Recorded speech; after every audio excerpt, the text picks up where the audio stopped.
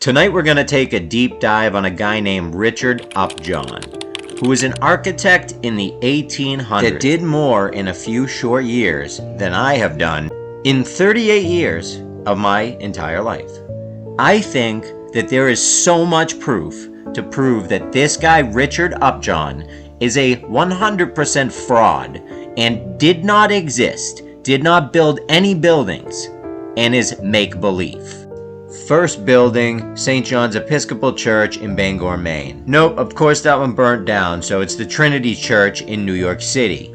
Alright, so this is actually Richard Upjohn's only church we're going to go over today that took him more than 2 years to build, which is amazing. So the best part about AI is that you can ask it a question and it'll answer you. So I decided to ask it, can you please tell me, hypothetically, how long would it have to take to build a 200-foot tall Gothic-style cathedral that is 200 feet long by 150 feet wide in 1839? Check this out, even AI says it would probably take 50 to 100 years to build such a structure in 1839. All of these buildings that I'm showing, Richard Upjohn supposedly built in under 2 years. Most of them he built in under 1 year. Listen, you can go Google this. This is just true information for fact checkers. This is all right here. So what I really want to do is dive in a little bit deeper and maybe just learn more about this Richard Upjohn character.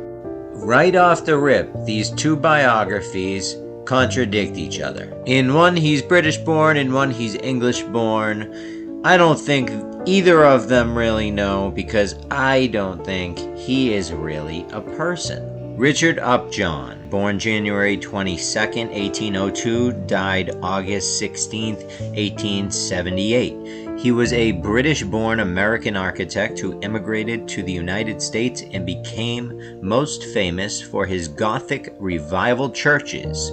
He was partially responsible for launching the movement to popularity in the United States. Upjohn also did extensive work in and helped to popularize the Italianate style. Not sure how. He was British-born American, but okay. He was a founder and the first president of the American Institute of Architects. His son, Richard Mitchell Upjohn, 1828 to 1903, was also a well-known architect and served as a partner in his continued architectural firm in New York. Oh boy, so he had a son with the same name. They didn't even bother to change the name. They gave him the same name. Let's take a look at what they say the son built. Upjohn was born on March 7, 1828 in Shaftesbury, Dorsetshire, England, and his family emigrated to the United States in 1829. He was the son of the famous architect Richard Upjohn, 1802-1878, and Elizabeth Parry Upjohn, 1803-1882. In 1853, at 18 years old, he joined his father's New York architectural firm to study architecture and later became his father's partner. The earliest building that architectural scholars credit him alone to, Madison Square Presbyterian Church in New York City, built from 1853 to 1854. His first thing he ever built alone. He did it in 1 year, and look at what he did. It is amazing. It was also demolished, which doesn't surprise me. But look at this building. I mean, look at the sides there. It is really incredible. To say that this is this guy's very first piece of work, and he did it in 1 year, it's almost just like a slap in the face to whoever actually built the building. Also to all of us being lied to, but definitely more so to the original builder of the building. And that is what really bothers me and really grinds my gears, is I want whoever built these buildings to get the credit they deserve. Now this building is in Springfield, Massachusetts. I saw this logo on the side. Now they sanded off every logo on so many buildings. They got rid of the evidence. They got rid of dates. They got rid of proof. But look at this. I found the Tartaria symbols on a building in Massachusetts. Unbelievable, right? Check that out. Unbelievable. Springfield, Massachusetts holds some secrets. Guaranteed. Alright, so now that we know he didn't build the Madison Square Presbyterian Church in New York City in 1 year, because that's ridiculous, because we could never do that today in 1 year. We damn sure weren't doing it in 1853 in a year in New York. Apparently they didn't have winter back then either, because how did they do that? Would they do it in the 5 months that it's warm in New York? I mean, give me a break. Come on, what are we talking about here? Unrealistic story, and this is where they get caught in the details. Now, let's see what his son built. Alright, so you get some asinine story with St. Peter's Episcopal Church, that it was built and burnt down and rebuilt and burnt down, but we all know the real story about that. And it says he finished this one in 1 year. What do you know? This is the Trinity Church in New Rochelle, New York, and of course, this one was built in 1 year as well by John Upjohn's son, John Upjohn, the second John Upjohn. The second John Upjohn that doesn't exist, that definitely did not build this in 2 years. Give me a break. What I want to know is, in 2024, if some construction worker were to tell you that it's going to take 5 years to build some giant building, no one would even bat an eye. No one would bat a single eye. But people don't question these buildings in the 1800s being built in 1 to 2 years. How? How did they do it? It's impossible. It's not even possible. Here's what I think happened. We founded America, founded, and they stole and seized all of the beautiful buildings, all the amazing old architecture for themselves. That's why all the amazing old architecture are state buildings, capitol buildings, government centers, government buildings that just don't look like they belong there. They don't look like that's what the building should even be. You got libraries that look like they were kingdom palaces from 2,000 years ago. What are we talking about? Makes no sense. I think they found these buildings, they made up a story, they gave us fake history, and that's all she wrote. Let's dive back into Richard Upjohn Sr., the first one. We'll do a deeper dive into Richard Upjohn Jr. another time, but I just wanted to introduce you to him because the story just gets ridiculous. It gets crazy. They start introducing Richard Upjohn Jr.'s and all sorts of people that don't exist just to carry on this narrative that is ridiculous and makes no sense.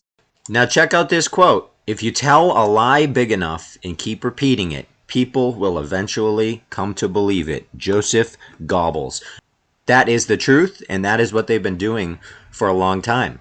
They've been working us, lying to us, and teaching us nonsense. Alright, so we're back to John Upjohn. At least they kind of did a good job. They made it at least look like maybe that was his son, because they kind of looked related. But anyway, let's see what else he worked on, and we'll just check on the dates. See how long it took him to build these things. So on this page alone, other than the very first church, the Trinity Church that we looked at in the beginning, which took supposedly 7 years, which sounds way more accurate, actually. Other than that, every one of these buildings on just this one page, and this is just page 1, he built in 1 to 2 years. Most of them are 1 year, though. Can you explain how he could be at all those places at the same time, building all those things at the same time? Can anyone explain it? And I know people will say, oh, well, he was the architect, he wasn't the builder. But that's the point that creators like me are trying to prove, because in the 1800s, you needed building permits, you needed licenses, and you needed permission. You couldn't just put up giant buildings in the middle of big cities. This wasn't the caveman days. You needed proof. You needed licenses and certificates. You needed permits. There should be paper trails. There should be evidence. There should be building crews. There should be teams. There should be logs of information. We have nothing. All we have is a story about a guy that built hundreds and hundreds of things, and he put them up in record time in cities that have brutal winters in the 1800s with zero power tools, no equipment, no vehicles, horses, donkeys, and railroad trains, apparently. But I just don't see it. I don't see it. Maybe I'm just blind, but the more research you do, the more ridiculous the story gets. I just wanted to show you an example of a photo that they give us that's supposed to be proof of construction. Now, this is proof, they say, of construction. As far as I'm concerned, this is proof that they know how to build scaffolding, because the building is already constructed under the scaffolding. Can you see it? It looks pretty nice. I don't think they're building the building. I think maybe they're painting the building. Maybe they're setting up scaffolding to take a picture of the building to make it seem like they built the building. But usually when you're building a building, you would want to take pictures of the beginning, the middle, and the end stages. And instead, in our history, we just get the end stages of all these photos. We don't get anything good. This is it. We get scaffolding already set up, ready to rock and roll, and a building underneath the scaffolding that's already been built. Thank you for this. Thank you for these photos. But there are a lot of these photos online as well. Just finished buildings with scaffolding around it. That's not proof of anything. Sorry. Here's another beautiful, beautiful church that he built. Let's see the story for this one. Built in 1860, this Gothic Revival church located at 18 Davies Place near the train station in New York, a few blocks from the Hudson River, is prominently visible to traffic passing, blah, blah. This thing was supposedly built between June 14th, 1859 and October 25th, 1860. So, 1 year for this beautiful building. Again, an asinine story. Ridiculous. You don't build these things in 1 year. So that's a little bit about the story of Richard Upjohn, some of the buildings that he built, ridiculous buildings that he definitely didn't build. He probably found, if he is even a real person in the first place, which he probably is not. He's a character. They need characters to explain away all the buildings that they did not build. And that's what they do. They give us characters. Now, they tell us two different stories. They tell us a story of a struggling 1800s where everyone was struggling. It was rough. It was a new country. We were just struggling to eat. And, so we get that story, but then we also get a story that runs parallel to the struggling story. And this story is that we were building these crazy, massive buildings in record time. And I don't understand how. Maybe the children built them? I don't know. Because we do have an influx of children, orphan children, in that time period too. So it's all very interesting. I'm going to do some more videos on Richard Upjohn, his son, and just what was going on in that time period, because we need to get to the bottom of this. We've been lied to. Hit follow, hit subscribe. Thank you so much for joining me.